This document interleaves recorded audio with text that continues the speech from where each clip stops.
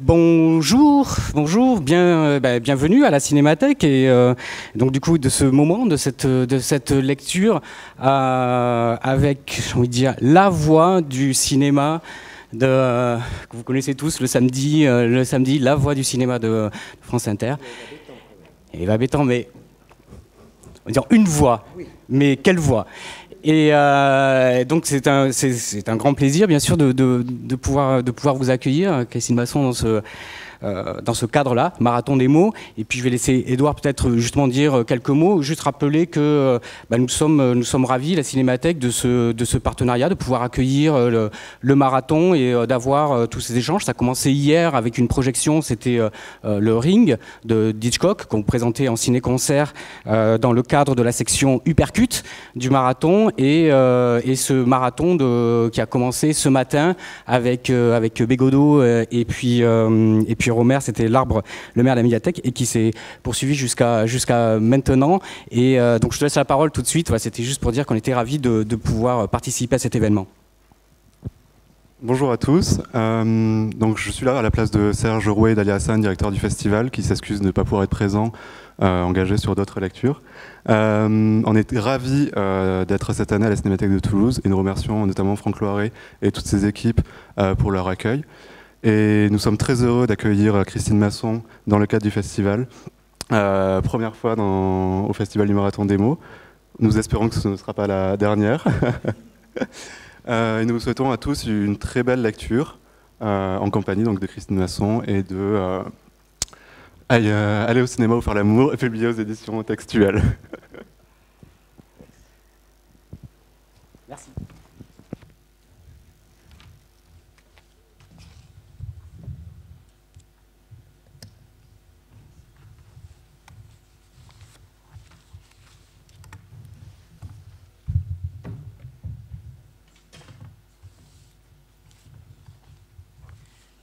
Alors je reprends la parole.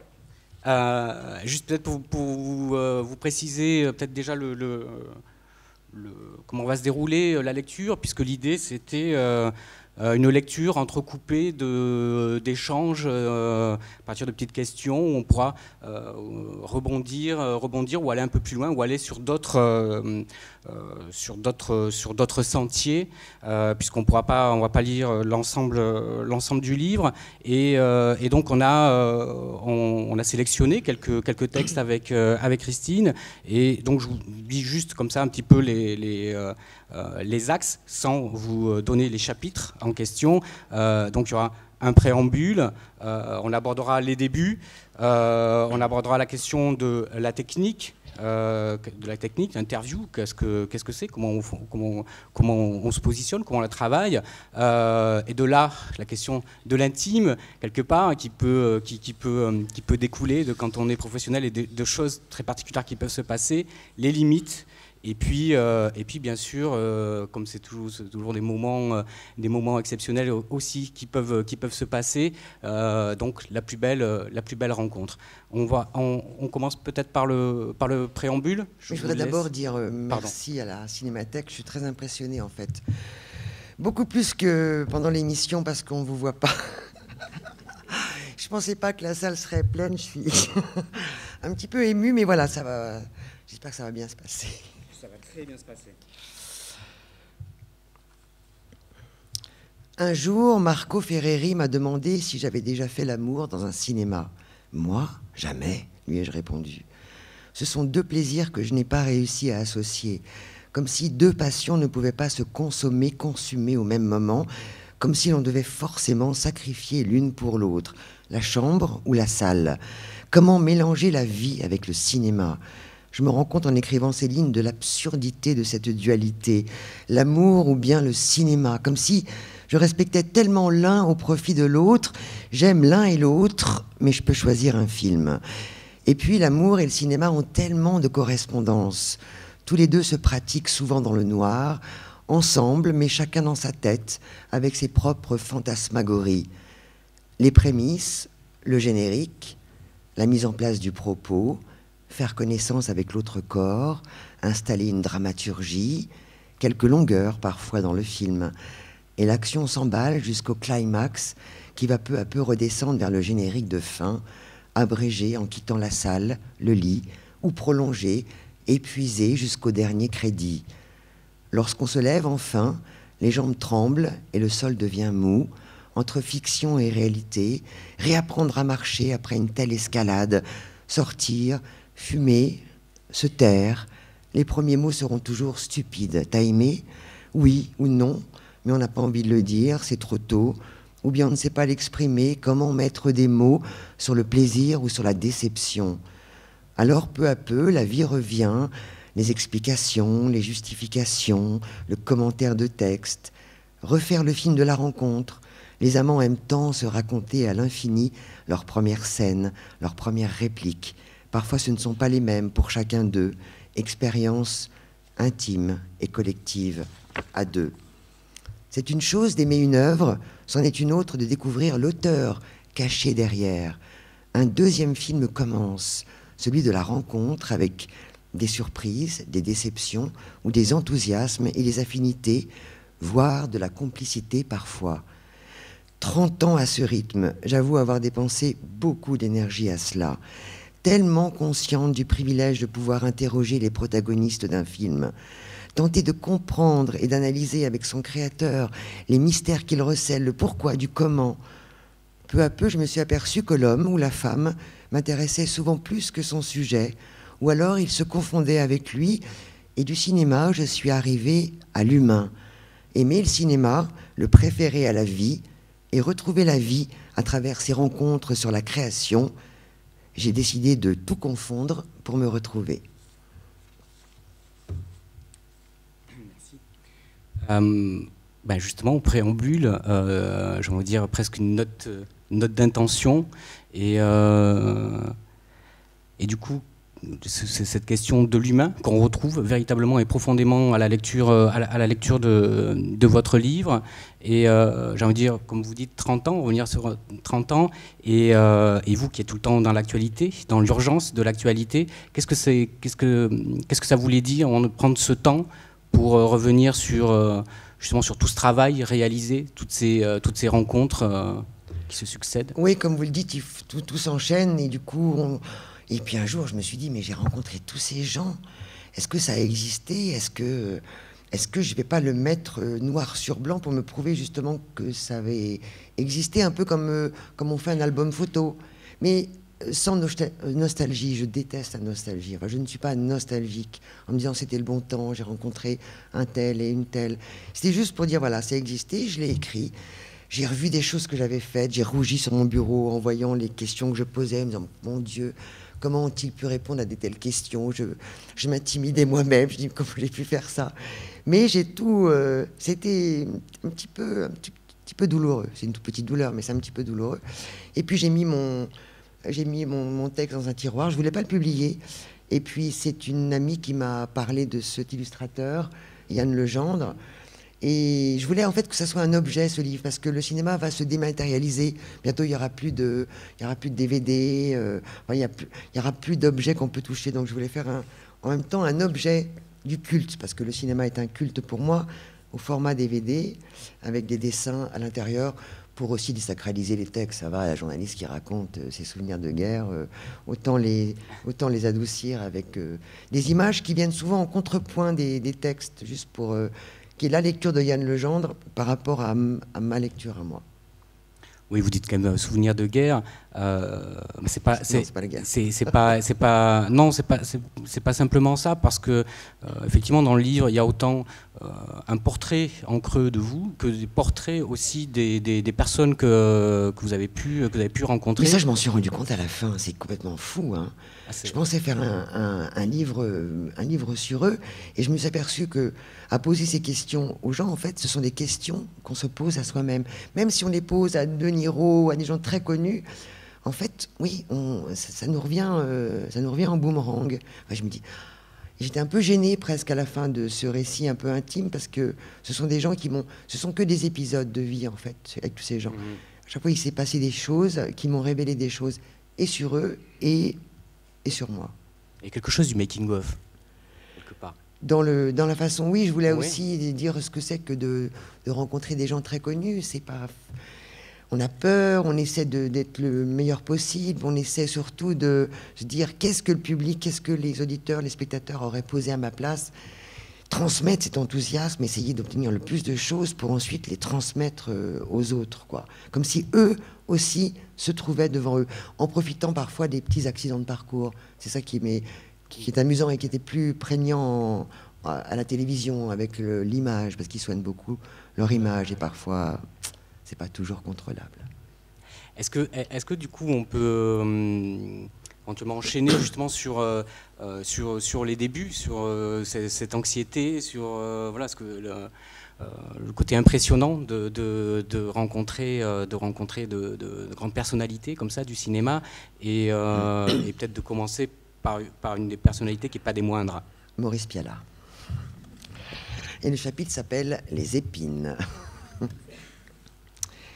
Samedi 3 mars 1984, ça remonte. 9e édition des Césars et ma première excursion dans cette jungle, dépêchée par CVS, une radio libre versaillaise. Dans les coulisses, l'effervescence, première vision, celle du couple Montand-Signoret. Ils font les 100 pas dans un long couloir, elle en robe longue, lui en smoking. De loin, la conversation semble animée. Je m'avance, ils s'engueulent. Montand et Signoret s'engueulent.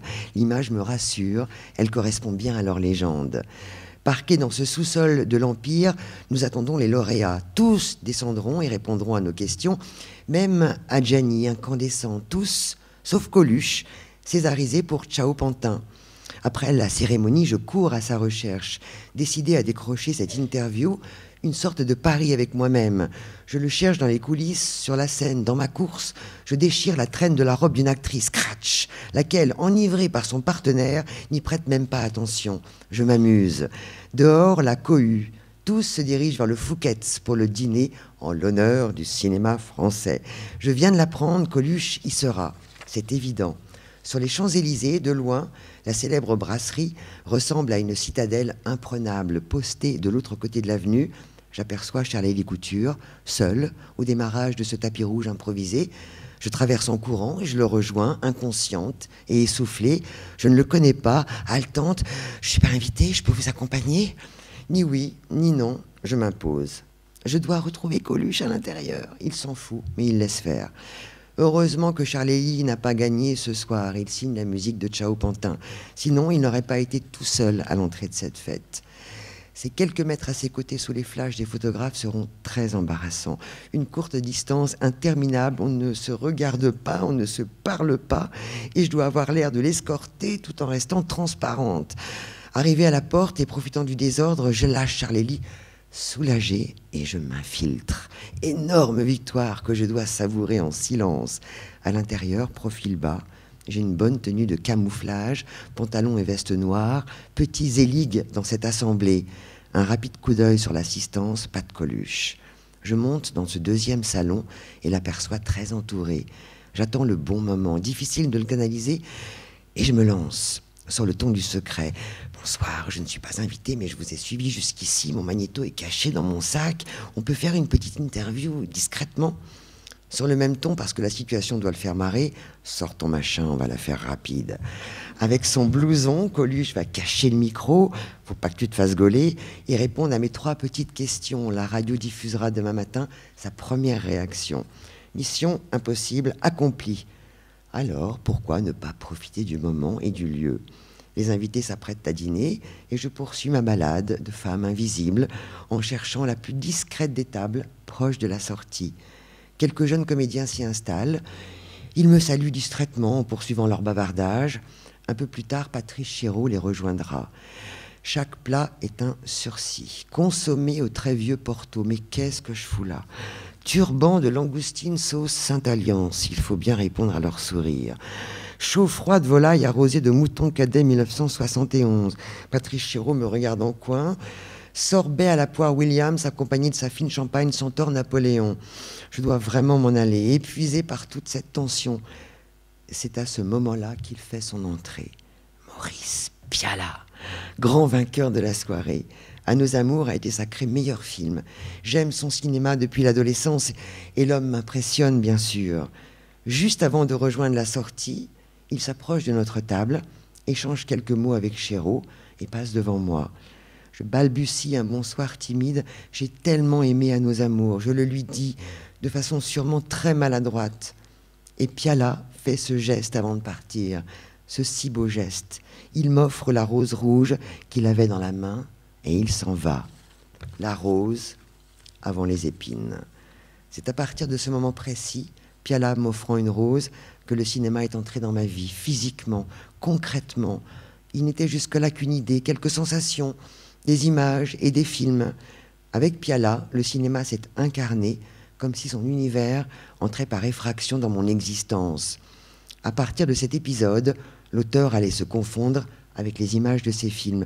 D'autres cinéastes que j'allais rencontrer par la suite deviendraient eux aussi indissociables de leur travail, comme Lars von Trier ou Aki Kaurismäki.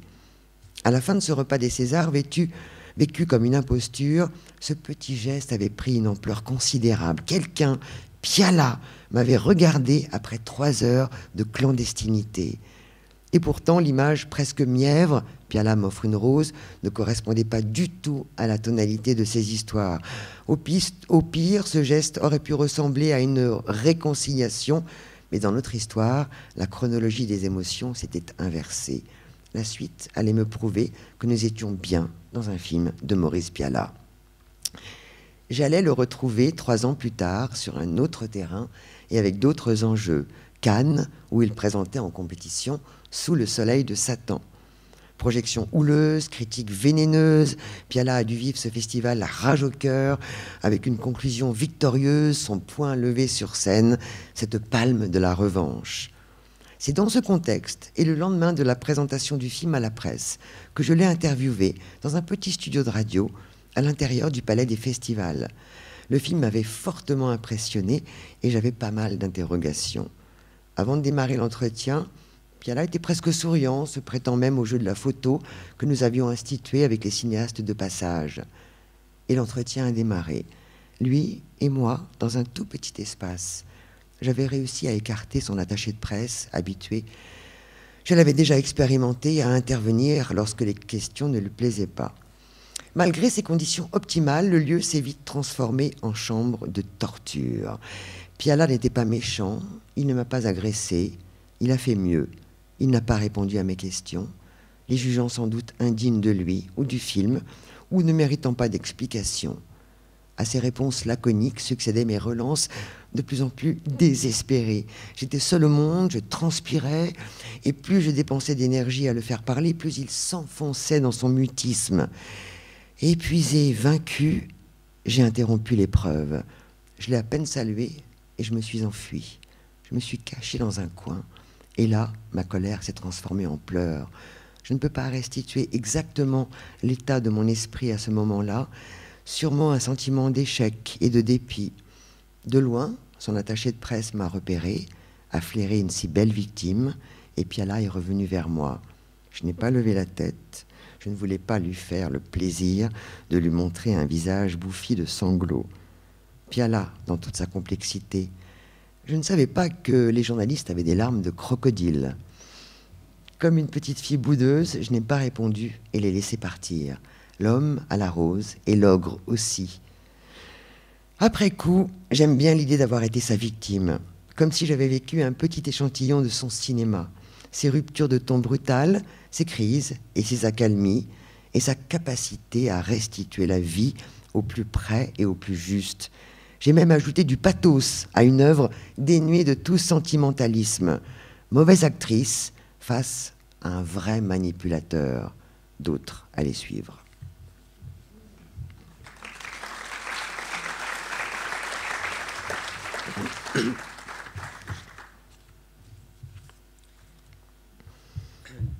Deux questions par rapport à ce texte.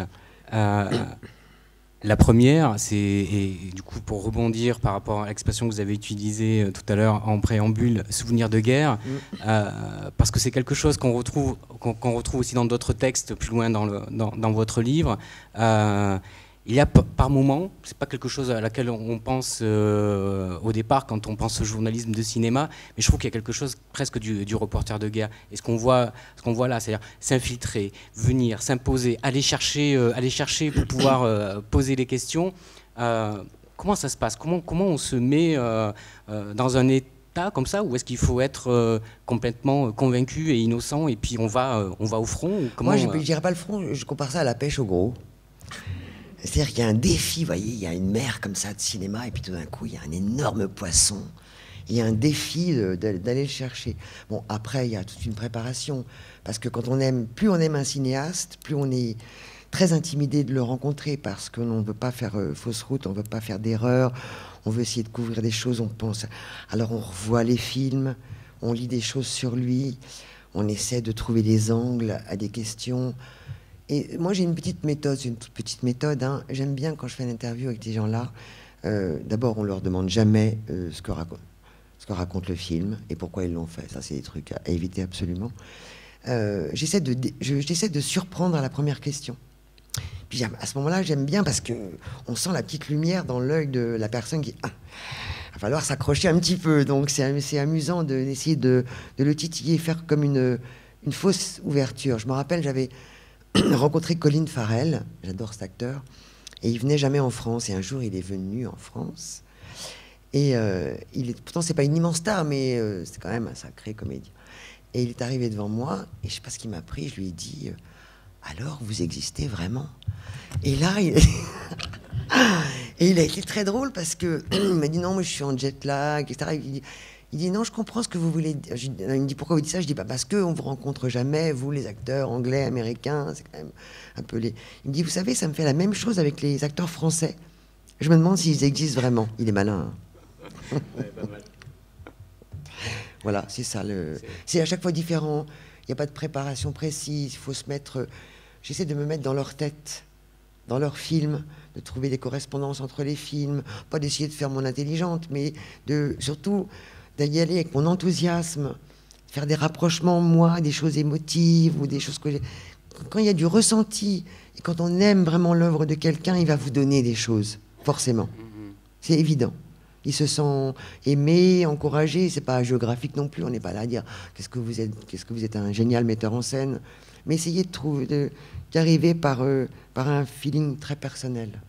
Mais même après sur quelque chose qui est plus prosaïque, c'est-à-dire que, enfin là par exemple pour aller interviewer Coluche, d'arriver au bras de Charlie Couture, c'est vraiment tout un travail. Ça je le ferai jamais. Tout un travail.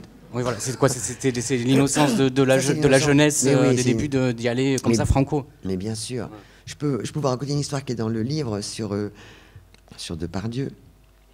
J'étais dans une petite radio versaillaise, c'était un de mes premiers interviews. On me dit, tu vas interviewer Gérard Depardieu. Parce que le patron de la radio le connaissait. J'avais une demi-heure avec lui, c'était à Bougival. Je sais pas, j'avais 22, 23 ans. J'arrive chez lui, j'avais une voix de chèvre dans le micro, tellement j'étais impressionné. Et puis, l'interview s'est passée, mais j'ai vécu ça comme la journaliste qui interviewe. Enfin bref, c'était... Je suis revenu à la radio, j'ai l'interview de Gérard Depardieu. Et j'écoute mon agra et ça faisait zzzz sur une demi-heure. Et pareil que pour Charlie Couture, j'étais tellement triste. J'ai rappelé chez lui. Je l'ai eu. Alain, ça n'a pas marché, ça n'a pas enregistré. Qu'est-ce que je peux faire? Le surlendemain, il allait tourner quand même Danton de Bajda. Il était déjà super connu. Il me dit, tu reviens demain. Et nous faisons la même chose. Je suis revenu le lendemain. J'ai checké 10 fois le Nagra. J'ai fait l'interview. L'interview avait bien marché. Il avait enregistré. Quelques années plus tard, je le réinterviewe à Bougival avec d'autres journalistes autour de la table.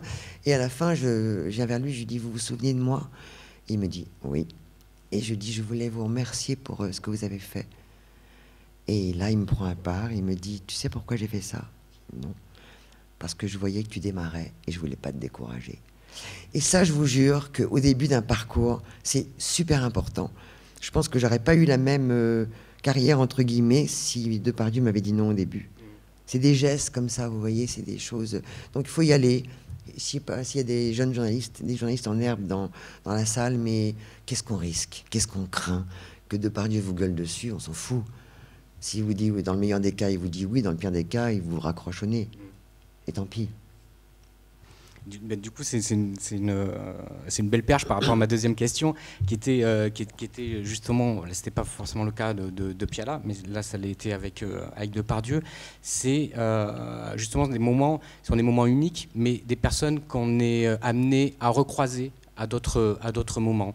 Et du coup, comment ça se passe? Est-ce que entre la première fois, la deuxième fois, il peut y en avoir d'autres, mais voilà, dans quelle position on peut être? Est-ce qu'on est aussi ouvert, aussi innocent, ou ou est-ce qu'on peut être déçu, ou du coup d'avoir un sentiment complètement différent d'une fois à l'autre? Comment on gère ça? Ça dépend. J'ai eu quelques histoires, enfin je veux dire sur plusieurs fois avec Abel Ferrara, Lars von Trier, Wim Wenders, Aki Kaurismäki, des gens que je retrouvais de festival en festival. Au contraire, on ne se lasse pas, parce que d'abord ce sont des gens incroyables, et surtout qu'on apprend des choses différentes à chaque fois, donc on s'enrichit d'interview en interview, et ça devient... il n'y a pas d'amitié dans ce métier, hein. C'est que de la... Vraiment, il faut oublier ça. Ça n'existe pas. C'est de la complicité. Donc... et avec ces informations qui nous sont données au fil des années, ça rentre inconsciemment et ça ressort à l'occasion de papiers ou d'autres interviews. Et c'est c'est un cadeau qu'ils nous font quand on a l'occasion de pouvoir les rencontrer plusieurs fois. Surtout avec des gens aussi spéciaux, quoi, décalés. Oui. Et du coup, je vous propose peut-être d'enchaîner avec... Donc avec un petit acteur américain. Voilà, exactement. Robert De Niro.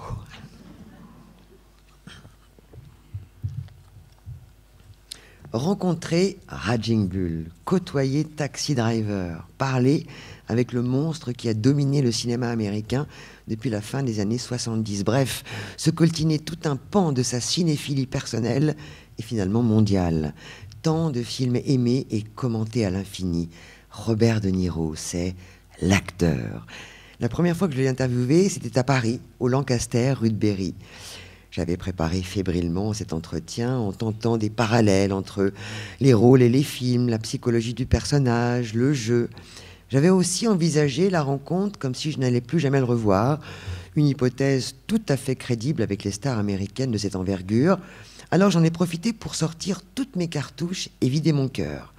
Pour cette entrevue de 20 minutes, j'avais dû écrire une bonne 30aine de questions et je pense les avoir toutes posées. Les réponses étaient si laconiques que je m'entendais enchaîner les relances après des oui, non, peut-être, si vous le dites. Je crois que c'est comme ça que je l'ai envisagé. Au milieu de l'entretien, l'une des feuilles posées sur mes genoux est tombée à terre et De Niro s'est aussitôt penché pour la ramasser. J'étais très surprise sur le moment et même embarrassée. Il l'a fait si naturellement et si simplement. J'ai rencontré par la suite des acteurs moins connus que lui, mais beaucoup plus intimidants dans leur comportement et plus méprisants dans leur attitude. De Niro, lui, ne vous fait jamais ressentir qu'il est De Niro. Et il en deviendrait même presque ennuyeux, s'il n'était pas Robert De Niro. Il est là, dans un petit salon, en fait, il s'ennuie à mourir, mais il assure son job correctement, à l'américaine. L'écart entre l'acteur que vous aimez et l'homme qui est assis en face de vous est spectaculaire. Pendant qu'il vous répond platement, vous vous dites « Mais c'est quand même le type qui a pris 30 kilos pour Scorsese et qui, dans sa loge à la fin de Raging Bull, scande « I'm the boss, I'm the boss ». Et c'est le même homme qui ramasse cette feuille comme le ferait votre voisin de restaurant avec votre serviette. « Merci, je vous en prie ». Et l'interview se termine et vous bredouillez un « thank you ».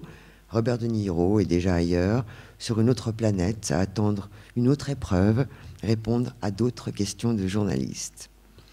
La deuxième fois, c'était quelques années plus tard, au Festival de Venise. On me proposait de l'interviewer dans une suite de l'Excelsior. En me préparant à cette nouvelle rencontre, je repensais à l'épisode parisien et je me disais que je n'allais pas m'infliger la même épreuve, les mêmes silences embarrassés et tellement embarrassants, les réponses si laconiques. Après une expérience si cuisante, je réfléchis à d'autres formes possibles d'interview. Comment faire pour le rendre loquace? Pourquoi ne pas le provoquer ou le faire rire? Ou alors faire tout mon possible pour que l'entretien ressemble le moins possible à une interview? Et puis, tout d'un coup, l'éclair. S'il n'aime pas parler, eh bien, je vais lui demander de se taire. se taire pendant 1 minute. 1 minute de silence de Robert De Niro. L'idée est vraiment excitante. J'ai quelques secondes pour le convaincre avant de démarrer le créneau prévu par l'attaché de presse. J'arrive dans la grande suite et je m'approche de lui. Je sais que vous n'aimez pas parler. Il amorce un léger démenti. Je poursuis. Alors, je vais vous demander de vous taire. Ses yeux m'interrogent. Vous faites ce que vous voulez devant notre caméra, mais vous ne parlez pas. Il réfléchit et accepte l'idée. Je n'ai même pas eu besoin de le convaincre. Il s'installe sur un fauteuil, près d'un guéridon, sur lequel est posé un verre d'eau. On ne peut pas imaginer mise en scène plus sobre. Tout son staff s'agite à côté, italien et américain, toute une cohorte de gens plus ou moins utiles autour d'une star en déplacement. De Niro est devant moi, il attend mon feu vert. Cette situation est incroyable, je n'en reviens pas. Je suis stressé et excité à la fois. Il faut choisir le meilleur axe pour le filmer parce que, bien sûr, je n'aurai droit qu'à une seule prise. Au milieu de cette suite vénitienne, je demande le silence en français et en italien. Et tout le monde se tait. De Niro regarde la caméra et à l'intérieur, je me dis « À toi de jouer maintenant, donne-moi quelque chose, s'il te plaît. » 1 minute suspendue dans cette suite luxueuse. Nous restons tous les trois debout. Laurent avec sa perche, Franck à son cadre et moi complètement interdite devant cette situation si singulière. De Niro prend le verre d'eau et l'acteur improvise pour nous une petite fiction. Il prend son verre et aussitôt après avoir bu, il affiche un air méchant, celui qu'on lui connaît si bien pour l'avoir pratiqué dans tellement d'histoires. Et puis il s'adoucit et il réfléchit. Son corps est là, devant nous, sa tête est ailleurs. Cela me fait penser à ce plan final de « Il était une fois en Amérique », en plongée sur son visage. Il est allongé, il vient de fumer de l'opium et il s'évade. Et le miracle arrive. De Niro sourit. À quoi sourit-il ? À quoi pense-t-il pendant cette fraction de seconde ? Ce type est un mystère total. Et puis, il repose son verre sur la table, casse son sourire, reprend conscience et rompt le silence. Il n'a pas oublié le timing. « 1 minute ?» me demande-t-il. Je regarde ma montre et j'acquiesce. Il répète « 1 minute ?» comme un coupé. Il se lève, le contrat est rempli.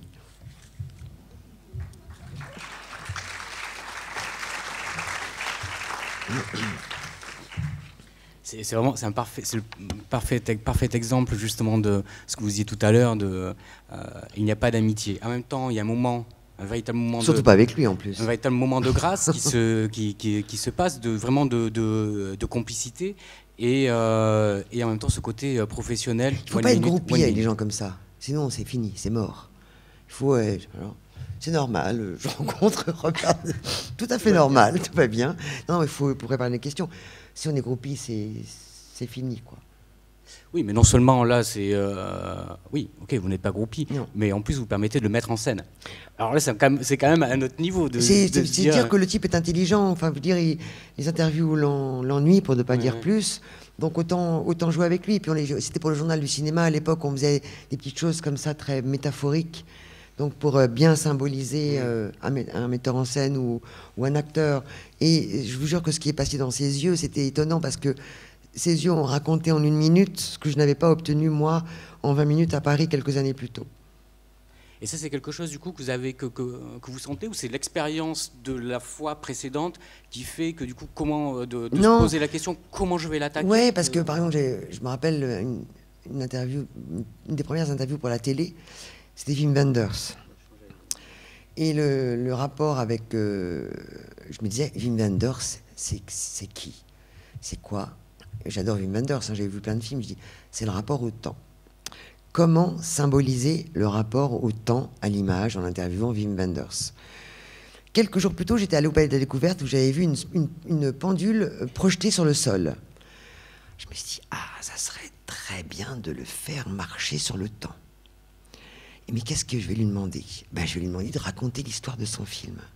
Et ça vient, vous voyez, c'est un truc... il fallait plutôt que l'interview... Et il l'a fait, et c'était merveilleux.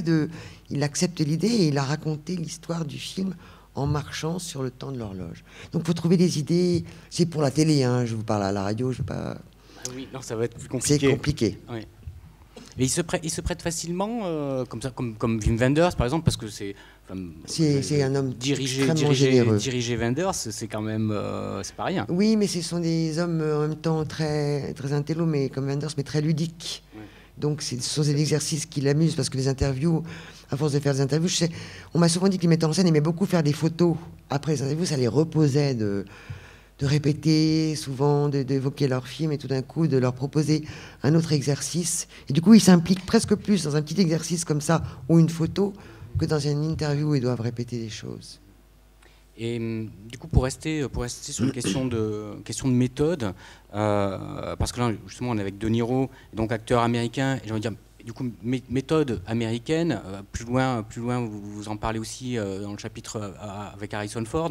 Du coup, est-ce qu'il y a deux approches radicalement différentes entre si on interviewe des Américains, ou anglo-saxons, disons, ou quand on est avec des acteurs français, ou cinéastes français? Alors c'est simple, avec les Américains, c'est des junkets dans les hôtels, ça dure 5-10 minutes maintenant, c'est effrayant. Et avec les acteurs français ou les cinéastes français, on a encore du temps où on peut raconter des choses. Mais les junkets sont de plus en plus terribles. Je sais que, pour vous donner un exemple, Nicole Kidman à Cannes, pour un des 3 films dans lesquels elle était, on m'a dit, Nicole Kidman donne 20 minutes pour la France, pour la presse française. Et c'était 4 télés de 5 minutes chacune. Voilà à peu près les créneaux. Donc il ne peut rien se passer en 5 minutes. C'est là justement qu'il faut chercher.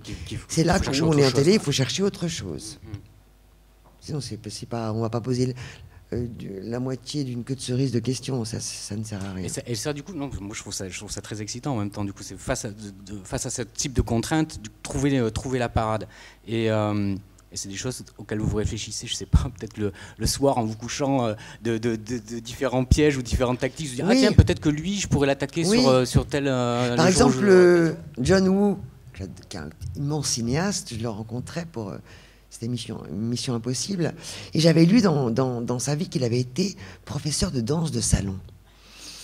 John Woo. Et à la fin, c'était pour la télé encore, et je lui dis... Vous avez été professeur de danse de salon, est-ce qu'on peut danser ensemble?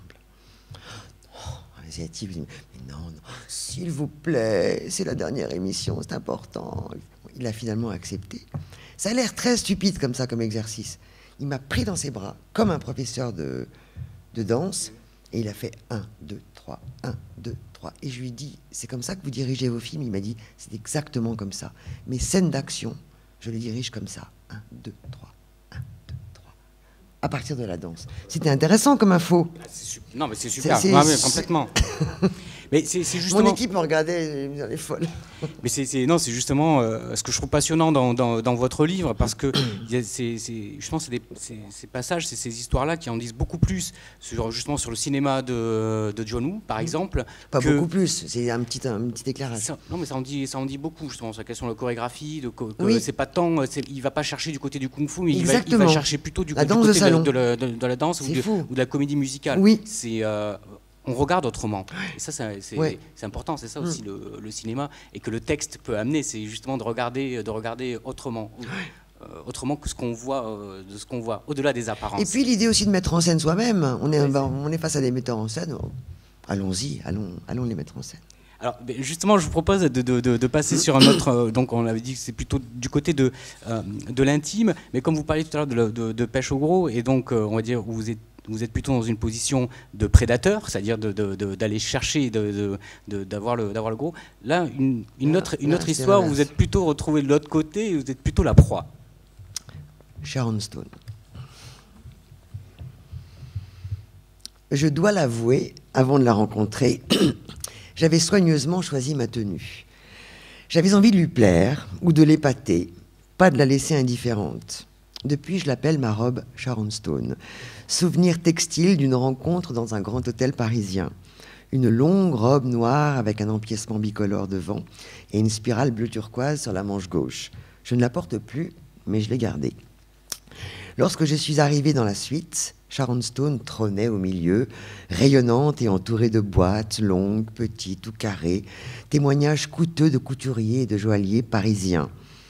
En me voyant, elle s'est exclamée sur ma robe qui devait valoir le millième du contenu de ses boîtes. Il m'a demandé de faire un tour sur moi-même pour mieux l'observer. Le regard qu'elle a posé sur moi à ce moment-là ressemblait à celui d'un prédateur.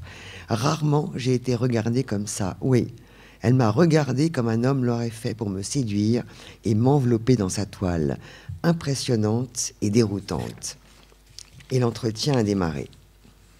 Le film qu'elle était venue défendre à Paris n'était pas bon, mais elle jouait le jeu ou se persuadait du contraire.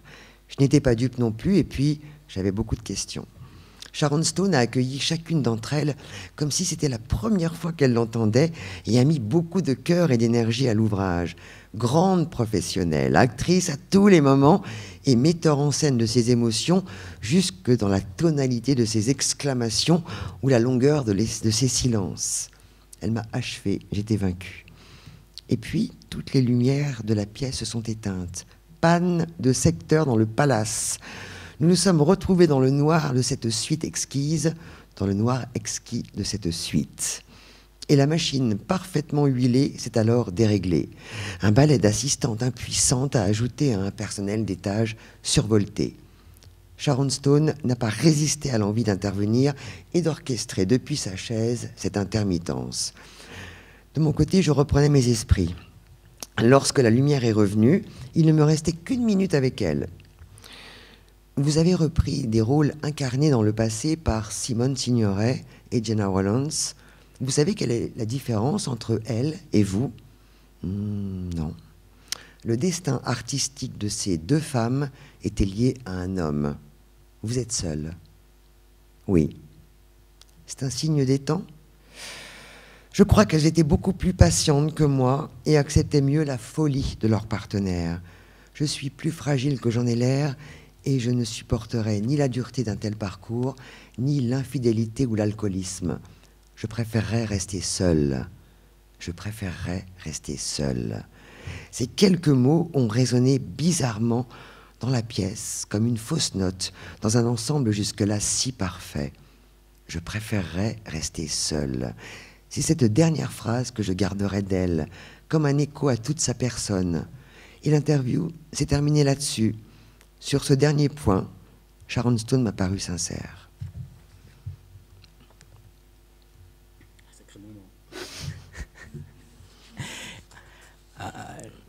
Une autre question justement pour rebondir sur le dernier mot, sincère, question de la sincérité. Tout à l'heure, vous avez dit il n'y a pas d'amitié, il n'y a que des moments de complicité. Vous parlez un peu plus loin aussi d'un très beau texte sur Abel Ferrara, très juste, une des choses les plus justes que j'ai pu lire sur lui.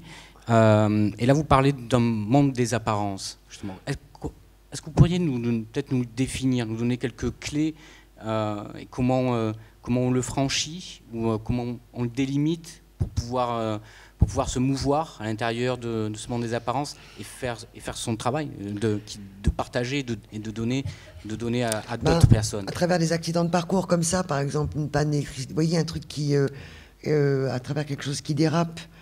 Sinon, c'est très compliqué. Ils sont de plus en plus en contrôle de leur image avec le développement des Twitter, Facebook, etc.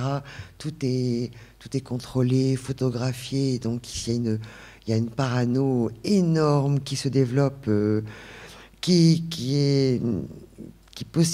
comprends très bien parce que ils ont une image à tenir. Et les années passant, c'est de plus en plus compliqué de percer cette image à jour. C'est pratiquement, avec les Américains, c'est pratiquement impossible, en fait. Pratiquement impossible. Comme je vous le disais, ces junkets dans les hôtels. Avec les Français ou les Européens, c'est plus facile. Par exemple, on rencontre des grands cinéastes comme Ken Loach, même s'il a un discours très politique, etc. On y arrive, mais faute de temps... Et à cause du contrôle sur l'image, c'est de plus en plus compliqué. Maintenant, mieux vaut ne pas les rencontrer, presque. Oui, carrément. Oui, mieux vaut lire leur image dans les films qui le font, et à l'arrivée, c'est un très chouette, beau portrait d'eux. Est-ce que... du coup, parce tout à l'heure, on a décidé de pas le retenir, mais vous pouvez nous raconter justement Ferrara, un petit peu le... C'est cool, oui. Non, peut-être juste en quelques mots pour... Ou pas, sinon, mais tant pis, vous le lirez, vous oui, lirez dans le livre. Oui, parce que c'est toute une histoire sur plusieurs années, plusieurs festivals. Je voulais défendre un peu l'image qu'il avait de metteur en scène drogué. Enfin, peut-être qu'il l'est, mais je m'en fiche. Et peut-être qu'il boit, et je m'en fiche parce qu'au-delà de ça, c'est un metteur en scène qui a envie de faire autre chose que ça et de dépasser cette image. Et en le voyant plusieurs fois, je me suis aperçu que c'était un type qui était très conscient des choses, qui avait très envie de faire un sacré cinéma. Son modèle absolu, c'est Pasolini, et il voudrait absolument l'approcher. Et c'est intéressant d'entrer comme ça là-dedans dans la substantifique moelle de l'ambition d'un cinéaste tellement cliché, qui est accroché à tellement de mauvaises choses qui l'entourent et qui sont lui, mais qui ne sont pas que lui. En fait, non, je pensais plutôt à rester sur quelque chose de plus factuel, sur l'interview dans la voiture. Oui, c'est pas un tournage à Miami où on a finalement obtenu une interview qu'il a complètement dirigée. Il a mis l'ingé son sur le toit, le cadreur sur le capot. C'est le monteur qui conduisait. Moi, j'étais derrière, comme ça. Il m'a poussé. Il a éclairé la voiture. Il a quitté son tournage et il a dit on y va. Donc, il a improvisé un truc et moi j'étais complètement figé. Il m'a dit comment on dit relax en français, comment on dit relax. Vas-y, poste. Et on a fait l'interview et c'était super parce que tout d'un coup il fallait y aller ici et maintenant et je me suis dit c'est ça que ressentent les acteurs avec un mec comme ça en fait, c'est qu'il faut être là ici et maintenant. Et tout d'un coup j'ai compris un petit peu de ce que ça pouvait être de donner quelque chose à un type comme ça. Oui, complètement. Mais je vous invite à lire la suite, à lire vraiment tout le texte, parce que je trouve que c'est un texte très juste sur Ferrara, son cinéma, mais aussi l'homme, justement, avec en toute sa grandeur et sa décadence, et ce qui en fait quelqu'un d'extrêmement attachant et d'un cinéma très fort aussi. Je vous propose de poursuivre peut-être avec les limites, j'ai envie de dire les limites de la passion. Oui.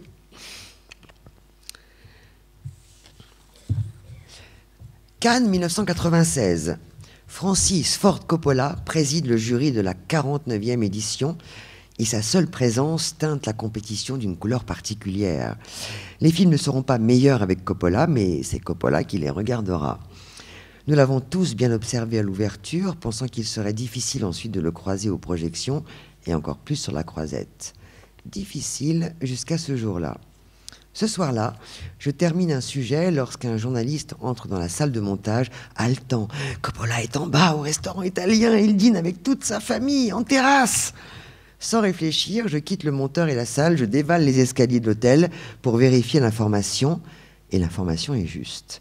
Dans ce restaurant italien, Coppola dîne tranquillement en terrasse avec sa femme et ses enfants, autour d'une grande table ronde installée près de l'entrée. Une serviette blanche pour plastron, devant un plat de pâtes et du vin. Une soirée familiale et intime. Tous les autres clients l'ont vu, comment ne pas le remarquer? Et tous semblent respecter cette intimité. Pas de photographe, pas d'intrus ce soir-là. Ce tableau familial, un cliché de scène de repas italo-américain, dans une petite rue de Cannes, fait terriblement penser au Parrain. Un remake pour de vrai, sous nos yeux. Alors, pour parfaire le moment, j'ai envie de mettre un peu de musique sur la scène. Une dizaine de petites tables longent cette terrasse. Je demande à toutes les personnes présentes la même chose. À mon signal, pourriez-vous murmurer le thème du Parrain? Toutes les tables acceptent ma proposition sans poser de questions. Je traverse la rue et, du trottoir d'en face, je lève les bras. 1, 2, 3. Et le petit miracle arrive. J'entends les premières notes de la fameuse mélodie. Parle plus bas, car on pourrait bien nous entendre. Murmuré par ma chorale improvisée. Je suis réjoui et ému, tout le monde joue le jeu. Mais lorsque mon regard glisse enfin sur le plan Coppola, la table entière semble ignorer ce concert impromptu. Conspiration familiale, aucune réaction, pas un regard de Coppola qui, la tête baissée dans son assiette, reste là et c'est le bide total. Une fois le refrain terminé, tout mon orchestre tourne à ses activités et à ses bavardages. Vexé, je ne veux pas traverser la rue et je remercie mes complices de loin. Un grand moment de solitude et d'humiliation. Ce soir-là, dans mon enthousiasme réel, je ne comprends pas pourquoi Coppola et sa famille n'ont prêté aucune attention à cet hommage cinéphilique. L'explication viendra quelques années plus tard. Un hiver à Paris, seul chez moi et très fatigué cette nuit-là, je reste malgré tout accroché à la diffusion tardive d'un entretien avec le réalisateur américain. Pourquoi suis-je resté éveillé si tard? Peut-être savais-je que quelque chose m'attendait. Et cette chose est arrivée. Lorsque James Lipton, le présentateur, ouvre le chapitre du Parrain, Coppola évoque dans le détail toutes les difficultés qu'il a eues à imposer et mettre en place son projet. Financement, casting et tournage épique, même si plus tard le film récolterait tous les honneurs, l'aventure l'avait épuisé. Il garde encore un souvenir terrible de cette saga, au point qu'il ne supporte plus cette mélodie que, parfois, dans certains lieux publics, on lui fredonne. La phrase résonne dans tout l'appartement, et seul chez moi, sans témoin, je rougis devant mon poste. Je rougis comme si Coppola était vraiment là devant moi et me livrait l'explication rétrospective de cet épisode cannois. Je rougis et je rigole toute seule. Je ris de ma naïveté et de mon attachement sentimental au film.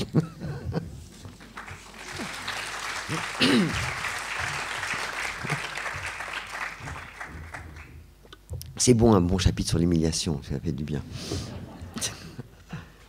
C'est ça, justement, vous disiez, c'était quelque chose que pour vous qui était important aussi oui. de mettre en avant. Oui, c'est pas flatteur, je veux dire, comme métier. Hein. On est souvent... Ouais, on est souvent humilié, on rencontre des gens importants, on est souvent humilié.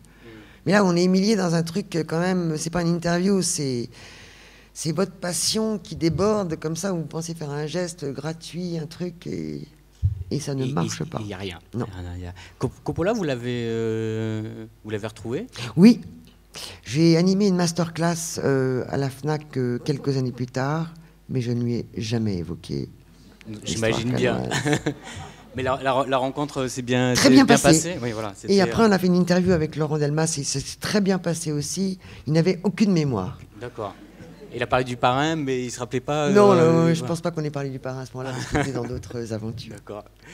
Du coup, est-ce qu'il y a deux questions en une. Est-ce qu'il y a des personnes que vous auriez aimé interviewer et que vous n'avez pas pu interviewer, et peut-être que vous espérez encore accrocher à votre tableau de chasse, si je puis dire. Et deux, dans la foulée de cette question, effectivement, toutes les personnes que vous avez rencontrées ne sont pas là. Donc c'est un choix aussi.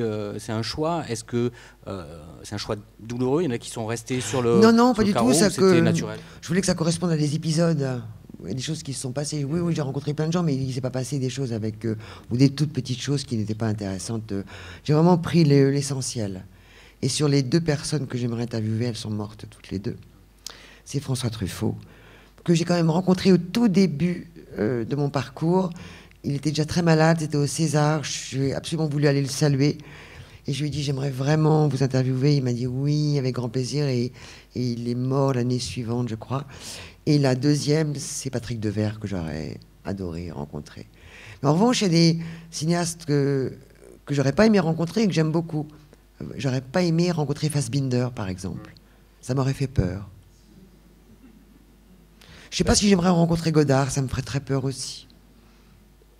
Tout le monde on est toujours bête face à Godard, donc... Oui, Godard, c'est un peu... Oui. Mais en même temps, vous dites ça, mais en même temps, vous en avez aussi rencontré qui vous faisaient peur et vous y êtes allé quand même. Il y en a que vous adorez et qui sont pas gentils du tout. Il y a un metteur en scène que j'adore, c'est Paolo Sorrentino. Il n'est pas sympa du tout.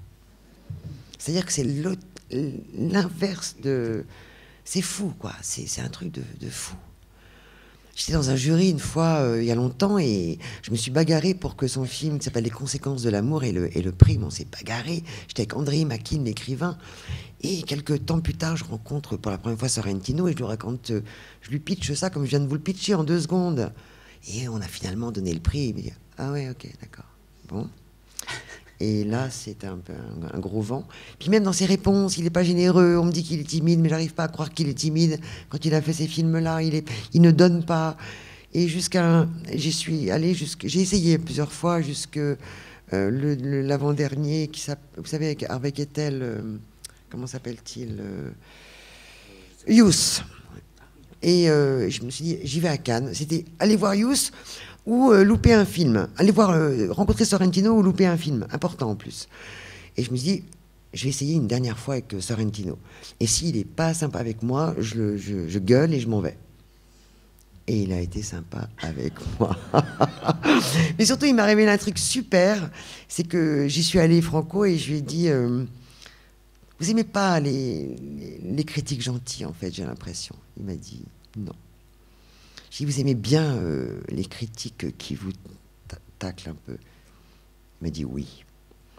Et après, je lui ai dit, est-ce que vous en êtes venu physiquement aux mains avec des critiques? Oui. Et là, j'ai tout compris. Je l'aimais trop, en fait. C'est pour ça que ça ne marchait pas. Ouais, ouais. C'est Godard qui disait, c'est Tavernier qui nous a raconté ça, c'est Godard qui disait à une époque qu'il voulait absolument rencontrer Benayoun parce qu'il n'aimait pas ses films. Excellent. Et je trouve ça super intéressant comme démarche. Je trouve que d'autres cinéastes devraient faire cette démarche-là. Parce que c'est très nourrissant, des critiques qui n'aiment pas forcément votre œuvre ou qui vous posent des questions, justement, qui vous remettent en question. Ouais. Je vois que l'heure tourne Oui. et donc on va finir peut-être par le dernier texte qui est une réponse à une question. C'est donc il y a des moments, il y a des moments de beaux moments et donc pour vous un des plus beaux moments et donc c'est ce dernier texte que je vous laisse lire. Le plus beau moment s'appelle Aki Kaurismäki. À la fin, celui qui l'emporte, c'est lui, Aki Kaurismäki. Parmi tous les cinéastes rencontrés, le seul en osmose totale avec son œuvre. Ses films lui ressemblent comme son âme désenchantée. Son cinéma semble être le dernier rempart contre la folie du monde, une façon d'exister et de témoigner. Regarder un film de Kaurismäki me donne l'impression de rentrer chez moi, de retrouver mes repères, en communion avec ses couleurs, ses personnages, ses silences et ses histoires. On ne parle pas beaucoup dans ces films, sauf pour exprimer l'essentiel, et encore. Ces personnages n'ont pas besoin de mots pour prouver leur amitié, mais de gestes qui sauvent parfois.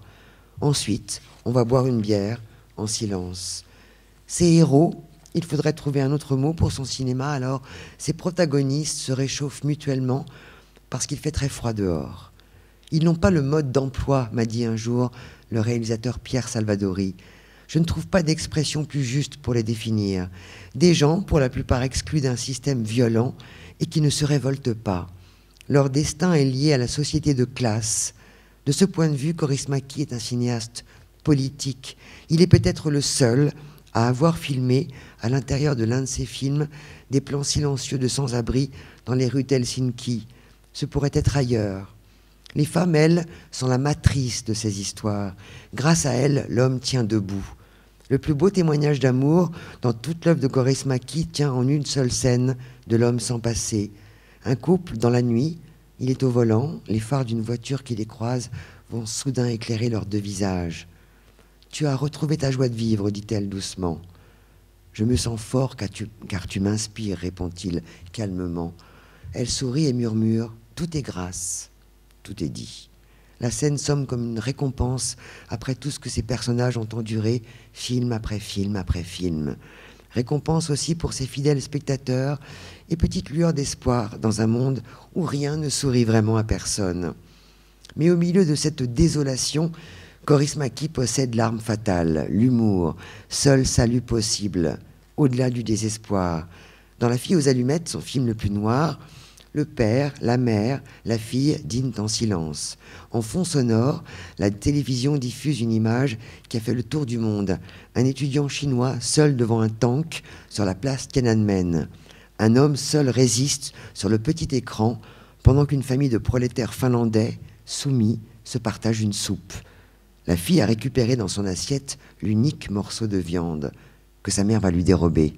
L'humour, ultime recours contre le pathétique. Oui, Kaurismäki ressemble à tout cela, triste, drôle, humain. Il est tous ces personnages. Dans un dancing comme il n'en existe nulle part ailleurs que dans ses films, il pourrait, comme eux, rester des heures assis, à siroter son breuvage en écoutant cette musique si triste, un tango finlandais joué et chanté par des types encore plus mélancoliques que lui. C'est autour d'une table berlinoise que je l'ai rencontré la première fois, puis devant un verre de vin blanc à Angers, au milieu d'un jardin à Cannes ou devant une bière à Paris. À chaque fois, il me fait un baise-main d'un autre âge, et puis il répond de la façon la plus inattendue possible à mes questions. Pourquoi cet homme me touche-t-il à ce point ? Peut-être à cause de la fraternité immédiate ressentie avec ses personnages, et donc avec lui, et pour la nostalgie d'un monde qu'il est le dernier à dessiner. Je suis trop romantique avec le cinéma, lui ai-je dit un jour. Alors, nous serons les deux derniers, a-t-il répondu. Rencontrer Aki Kaurismäki, c'est affronter la vérité entre les silences et les phrases lapidaires. La dernière fois, c'était à Lyon. Vous vous souvenez de votre premier jour de tournage? Vous aviez peur? J'ai toujours peur. De quoi? De la feuille blanche. Rien ne vous rassure après toutes ces années? Rien, sauf mon amateurisme. Nous sommes à Lyon, rue du premier film. Vous croyez en un deuxième centenaire du cinéma? Je crois en la première moitié du premier centenaire. Vous n'étiez pas alors... Qui êtes-vous? Un homme en retard sur son temps. Et vous continuez quand même à faire des films? Trop paresseux pour faire un job honnête. Il y a beaucoup de pureté dans votre démarche de cinéaste. Je cours après mon innocence perdue. Vous êtes innocent? Mentalement, oh oui. Rien n'a touché la partie vide de ce que l'on appelle mon cerveau. Êtes-vous conscient de laisser un espoir sur l'être humain à travers vos films? Je vais être sérieux, s'il vous plaît. C'est la dernière chose qu'il nous reste. Ce n'est pas seulement l'humanité qui est en train de mourir, mais la planète. Alors, il faudra faire ses adieux avec des films. L'art, tous les arts doivent être les derniers à partir. Quelqu'un doit fermer la porte avant de s'en aller. Qui? Sûrement pas moi, je fume beaucoup trop. Alors expliquez-moi pourquoi vos films me donnent tant d'énergie. L'illusion peut-être de vous faire croire qu'il y a encore de l'espoir.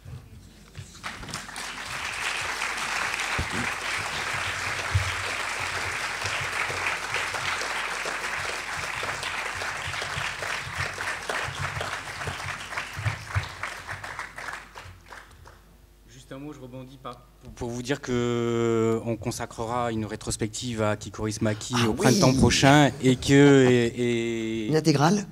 On verra, on n'y est pas encore dessus, mais on essaiera de faire le maximum. Oui. Et en tout cas, il sera présent, il viendra à la Cinémathèque passer si vous au venez, moins il ne faut 12 jours. absolument pas louper Ariel, qui est un film rare, qui est un de ses premiers films, qu'on a découvert après ce qu'il a fait après Bizarrement, et qui est un bijou que Arte a diffusé il y a quelques temps, mais il ne faut pas louper Ariel.